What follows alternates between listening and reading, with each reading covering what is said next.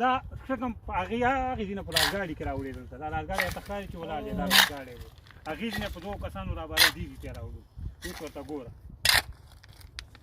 اکثره د سیند غاړو کې یاقوت زمرد ماشومان خلک هم پیاده شي دې کې راته غوړ دا د غوړ ډېر تضاد دې ته غوړ وایي معمولي چې غوړ دې ته ورورسېږي دا هر څه ټوله خواري چې کړي د مازدیګره پورې ټوله یې بس مسلماني راوړو او دا لوبې هم پکې شته دو ورته راته پکې چا واچوه دې شګه کې اچوي دې شګه کې اچوي دې شګه کې چې واچوي سیماب چې په دې شګه کې واچوي بس معامله دې ختمه کړه او ټول په سیند راوځي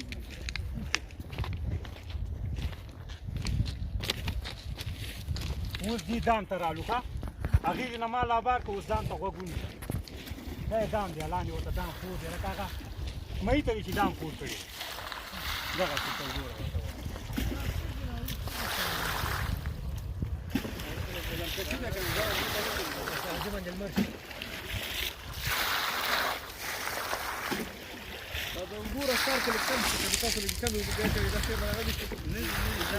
نه نشته ځان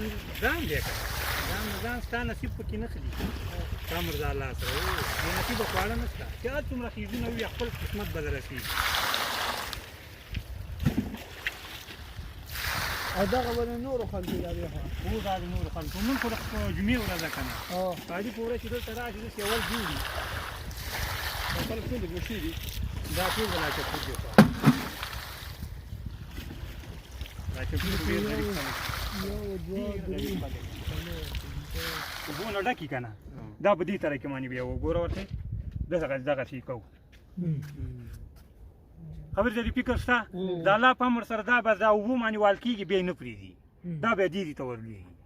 بیا چې پکې پاتې ګوري بیا په دې اوبو کې داسې کوي ګوره ورته دغسې دې اوبو کې شړپېږي د اوبو په ذریعه باندې دا بیا تک شګ هم پکې او دا دغه هم پکې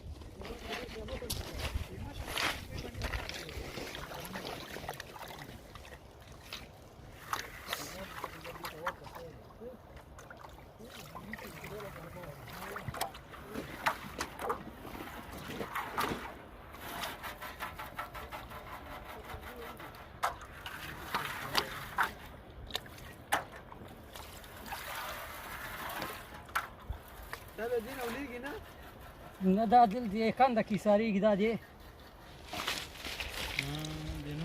دا دی ګورې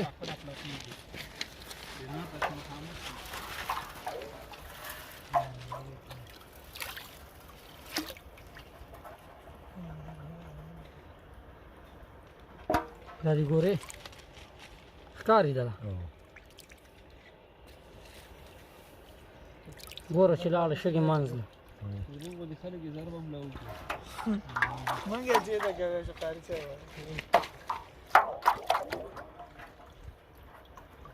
به خپل غاړه کې غټي غاړه کوي واچو پیسې هم پکې کوي خبر نه دی به څه طریقه راځي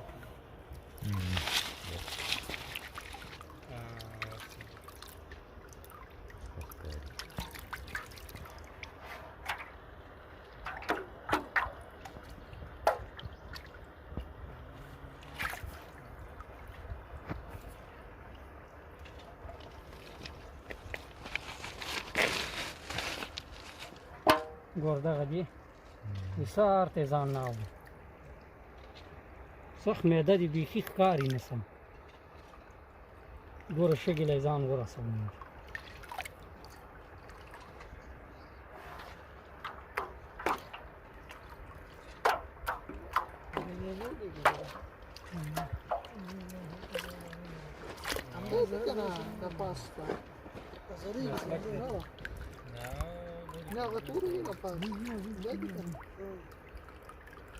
او هغه بچارو کې ته بریا غوړ کومه خدمت دي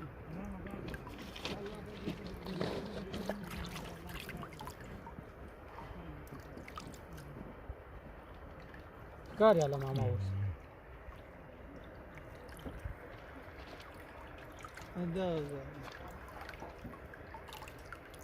صفا پاتې شو اوس کومه دي ګوره دا دی کنده کې له ښکاري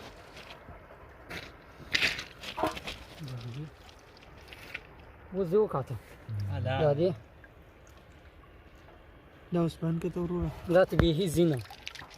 دغه دی راځم که خپله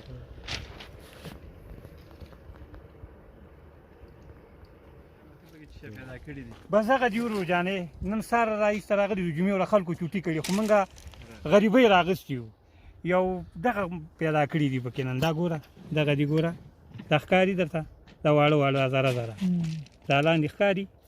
دغه هم پکې را پیدا کړي دي ښکاري ولې کاته دغه واړه واړه درته ښکاري پړقې دغه پړه کېږي چې دغه هم نه پیدا کسب کې دغه لرو چې بس موږ سره څوک کار ونه لري